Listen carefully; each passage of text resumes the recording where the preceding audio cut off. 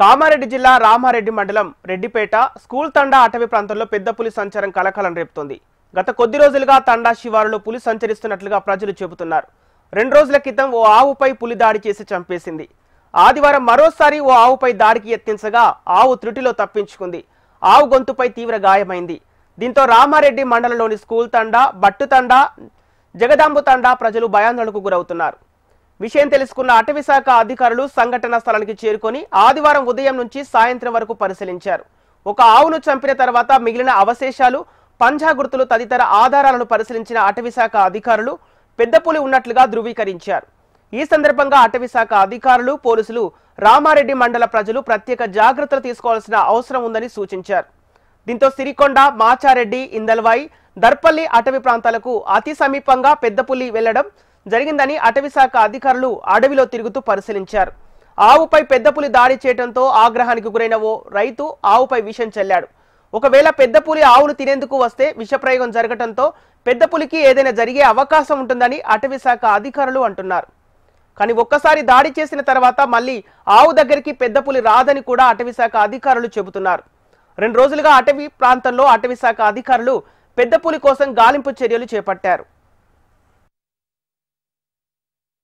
ఈరోజు around 5 o'clock 5:30 మధ్యలో నాకు ఫారెస్ట్ రేంజ్ ఆఫీసర్ నుంచి కాల్ వచ్చిందండి. అయితే ఈ అన్నారం శివార్లో క్యాటిల్ టైగర్ అటాక్తో చనిపోయిన క్యాటిల్ మీద వాళ్ళు పాయిజన్ వేసిండ్రు అని చెప్పేసి ఇన్ఫర్మేషన్ వస్తే వాళ్ళు మాకు కాల్ చేయడం జరిగింది. ఆ కాల్ చేయడం వల్ల మేము ఇక్కడికి వచ్చి బాడీ పై నుంచి శాంపుల్స్ కలెక్ట్ చేసుకొని వెదర్ దాంట్లో పాయిజన్ కలిపిండ్రా లేదా, బాడీ మీద పాయిజన్ వేసిండ్రా లేదా అని తెలుసుకోవడానికి శాంపుల్స్ కలెక్ట్ చేసి ల్యాబ్కి పంపించడం జరిగింది. సో ల్యాబ్ రిపోర్ట్ని బట్టి దాంట్లో పాయిజన్ ఉందా లేదా అనేసి మనకు కన్ఫర్మేషన్ అవుతుంది. అప్పటిదాకా మనము అది ఉందా లేదా అని చెప్పలేమండి. సార్, ఒకవేళ పాయిజన్ ఉంటే ఆ టైగర్ పరిస్థితి ఏముంటుంది? ఒకవేళ పాయిజన్ బాడీ మీద టైగర్ అంటే జనరల్గా డెడ్ బాడీని అయితే టైగర్ అటాక్ అంటే తినడానికి ఇష్టపడదు.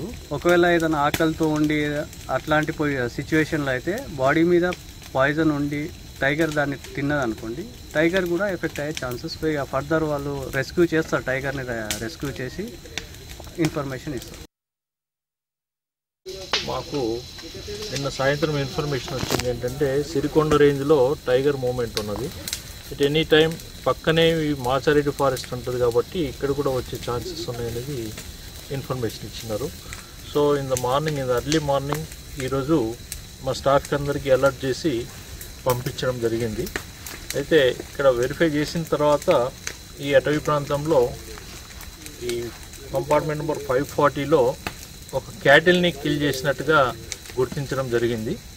అయితే దాన్ని పరిశీలించిన తర్వాత మా స్టాఫ్ వచ్చేసి దాని మీద పాయిజన్ చేసిండ్రు అన్నట్టుగా ఒక అనుమానంతో మాకు ఇన్ఫర్మేషన్ ఇవ్వడం జరిగింది.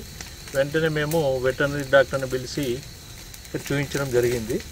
సో ఏంటంటే ఒకవేళ పాయిజన్ చేసి ఉంటే కనుక మళ్ళీ టైగర్ ఇక్కడికి వచ్చేసి ఆ మాంసం తిని దానికి ఎఫెక్ట్ అయ్యే ఛాన్సెస్ ఉన్నాయి కాబట్టి ఇమీడియట్గా మేము ఈ క్యారకేస్ని అంటే క్యాటిల్ యొక్క కళేబరాన్ని పూర్తిగా దహనం చేయడం జరిగింది.